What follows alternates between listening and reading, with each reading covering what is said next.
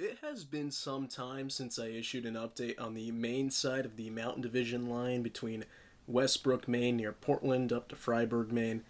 That's because it has been pretty quiet recently, and the clock is ticking on the future track removal.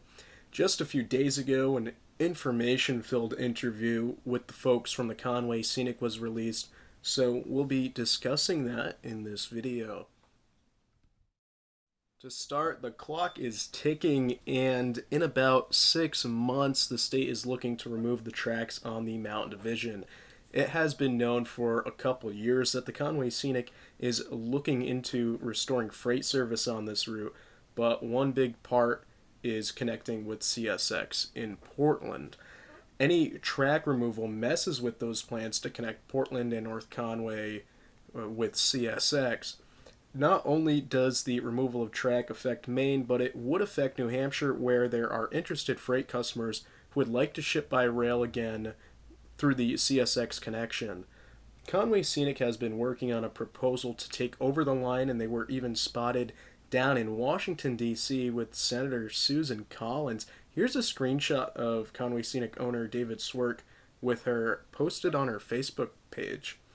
The details of the meeting were not publicly released, but I think we can all guess what they were there talking about.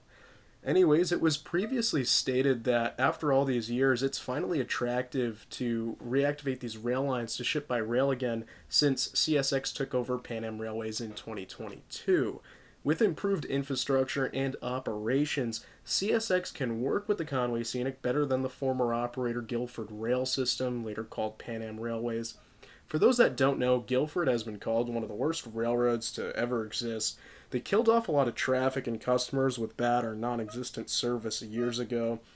They were actually the ones to abandon the Mountain Division.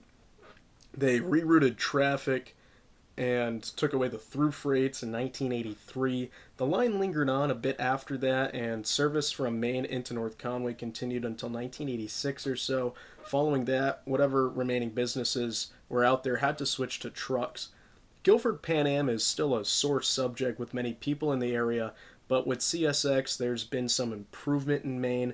People argue that CSX has its own issues, but that's not today's subject. Either way, short lines are looking to work with CSX, and they see it as an opportunity to grow and bring back some of these out of use rail lines. Off the top of my head, there's three short lines or companies proposing to reactivate lines in Maine currently, with one other, the Cumberland and Knox, who already reopened the Rockland branch last year. That was closed for only about a year. That's compared to other lines that have been closed to a decade or close to 4 decades at this point. All of these operations have or will have a CSX connection. Meanwhile, Maine DOT wants to remove some of the same lines proposed for reactivation, including the Mountain Division. What timing! Now that we've established some context for those that might not know, we'll get into the details of the recent interview. It starts off talking about how rail is making a comeback in some places. Meanwhile, the state is looking at ripping up unused tracks in different parts of the state. The tracks would get replaced with bike paths. Mind you, some of the Mountain Division is already rail with trail, but apparently the state doesn't want to continue this kind of construction where the trail is built alongside the tracks. Now, for 10 miles of track, it is estimated to cost $11.1 million to remove and replace the tracks with the trail. Millions of dollars just to have a bike path when you could have both rail and trail. Now, that's not even the full route. That's just 10 miles out of, I believe, about 57 or so. Now, the rail restoration project is a multi state project if it happens. Freight can be routed from Maine into New Hampshire and vice versa. So, of course, New Hampshire is in the loop on this. New Hampshire's governor actually wrote a letter to the Maine governor to see if they would like to work together on this. They're waiting on a response. Even though the day that the tracks get removed is just months away, the hope is that with a proper proposal, business should then take precedence over the trail. Conway Scenic spent some serious time talking to potential customers last year, And now we're finally hearing about more specific details on who those are. Green Thumb Farms of Fryeburg, Estes of Baldwin, Wadsworth, and other gravel pits are among the companies discussed from Maine, but there are more. The gravel pits are of interest as having rail helps expand those businesses. With rail, they can be more competitive with trucks and distribute further out.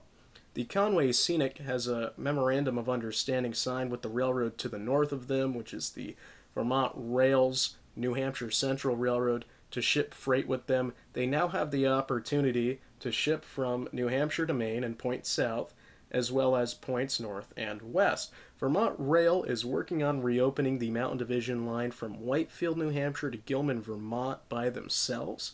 They're also looking at going all the way beyond Gilman to St. Johnsbury, Vermont, where it would connect with another one of their already active lines. Now, what's interesting is the Conway Scenic went on to say they have a team putting together the business proposal to operate the Mountain Division right now. This will then be sent to the state. I'm actually a bit surprised as I thought this may have already been done, but as long as they're working on it, that's a positive. Back to potential customers, trash disposal came up. It's an issue in both states and apparently more so in New Hampshire. Rail can be a cheaper option for trash disposal to help solve or at least ease the area's trash issues. In addition to that, there's apparently developers that are looking at developing the land along the tracks in Brownfield and Hiram. Imagine businesses in those towns moving in, growing the tax base, and bringing more jobs to the area. Businesses could be transfer stations and propane companies. Apparently, there's some interest in shipping coal in both directions, north and south. Cement is also a possibility. I've actually seen the cement Quebec trucks going down Route 302 through North Conway, headed for Maine, even on the weekends. I was actually surprised how many I saw just in passing without actually looking for them. Apparently, it comes down from Canada to a small facility in Baldwin, which is near the tracks, but obviously not currently rail served since the tracks are unused. Cement Quebec is actually a big rail user. It's just that without an active track here, they are forced to use trucks. Also brought up during this interview was a documentary coming out about how Maine should be saving its rail lines, but they're looking at ripping them up. I have no part in this, but I figured it's interesting. It's called Save Maine Rails, and I have linked their website in the description, so go check that out. Thanks for watching. Stay tuned for future updates on the Mountain Division. Hopefully these tracks don't get ripped up.